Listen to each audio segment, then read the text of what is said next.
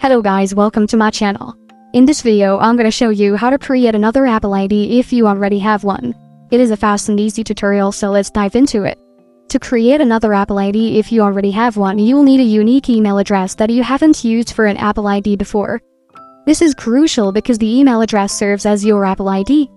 Also, you will need to create the new Apple ID using another device. Here's how to accomplish it.